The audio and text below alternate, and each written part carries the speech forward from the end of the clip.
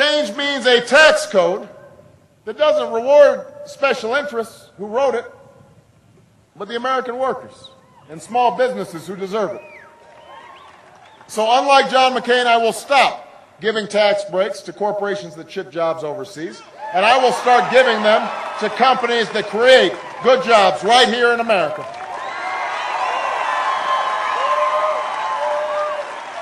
And I'll eliminate capital gains taxes for small businesses and startups, because that's how we're going to grow our economy and create the high-wage, high-tech jobs of tomorrow.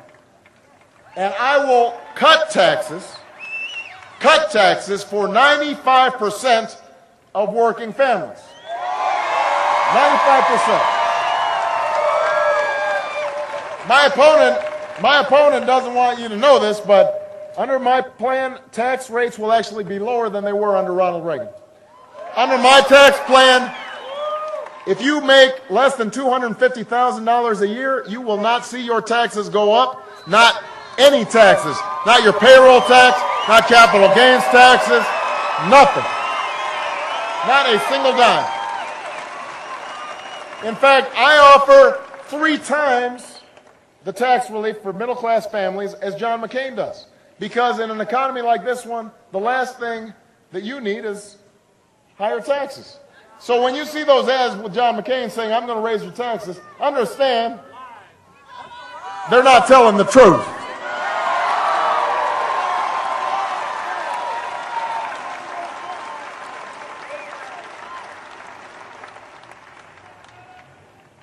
For the sake of our economy, our security, and the future of our planet, I also want to set a clear goal as president. In 10 years, we will eliminate the oil we import from the Middle East right now. Now is the time to end this addiction. Now is the time to end this addiction. You know, you heard Governor Ritter and you heard Senator Salazar talk about the opportunities of a new energy economy.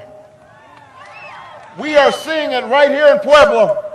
500 new jobs that can't be exported, creating clean energy.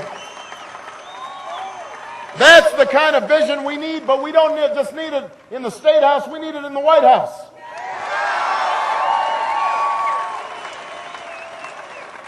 And we have to understand, we need a president who understands that while, yes, we have to drill for more oil, we have to increase domestic production, drilling alone won't be a long-term solution. Not even close. As president, I will tap our natural gas reserves, invest in new clean coal technologies, and find ways to safely harness nuclear power. And I'll help our auto companies retool so that the fuel-efficient cars of the future are built right here in the United States of America. Not in Japan, not in South Korea, but right here in the U.S. of A. And I'll make it easier for the American people to afford these new cars.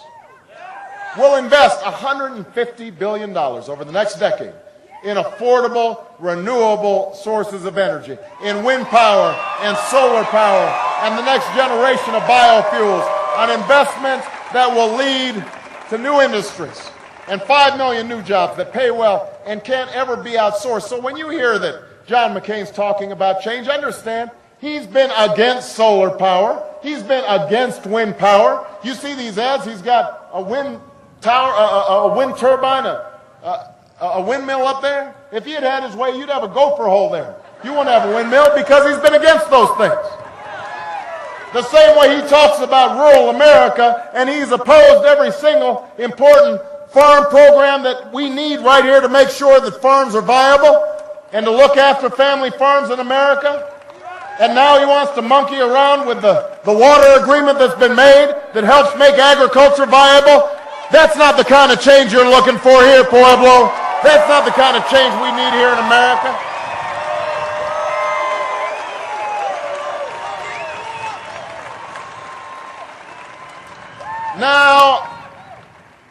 Now is not the time for small plans. Now is the time to finally meet our moral obligation to provide every child a world-class education, because it will take nothing less to compete in the global economy. John McCain doesn't have a plan. I'll recruit an army of new teachers, and we're going to pay them higher salaries, and we're going to give them more support. But in exchange, I'll ask for higher standards and more accountability and new creative ways to make sure our children are getting the education they deserve. And we're going to keep our promise to every young American. If you commit to serving your community or your country, whether in the military or in the Peace Corps or doing community service, then we will guarantee you that you can afford to go to college. You invest in America, we'll invest in you. That's a bargain we can make.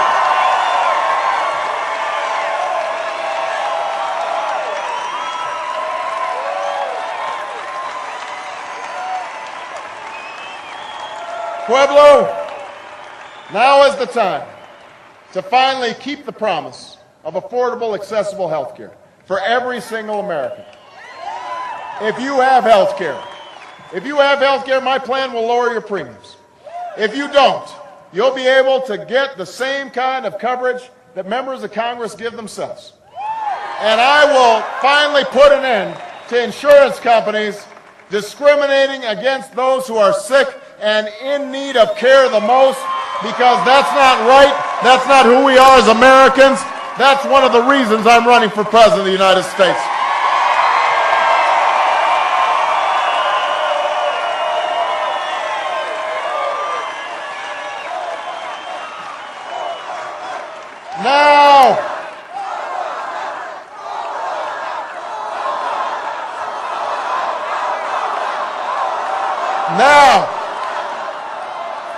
Now is the time. Now is the time to change our bankruptcy laws so your pensions are protected ahead of CEO bonuses. Now is the time to protect Social Security for future generations. Now is the time to keep the promise of equal pay for equal work, because I want my daughters to have the exact same opportunities as somebody else's sons. That's just plain right. That's the right thing for women. That's the right thing for families. It's the right thing for America.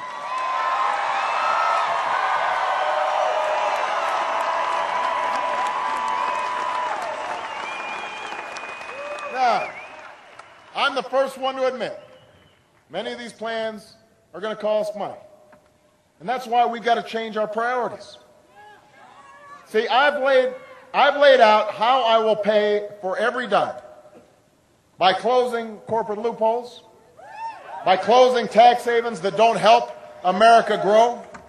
But I'll also go through the federal budget, line by line, and I will eliminate the programs that no longer work, even the ones that are popular with Democrats, and make the ones that we do need work better, so they cost less and give taxpayers their money's worth.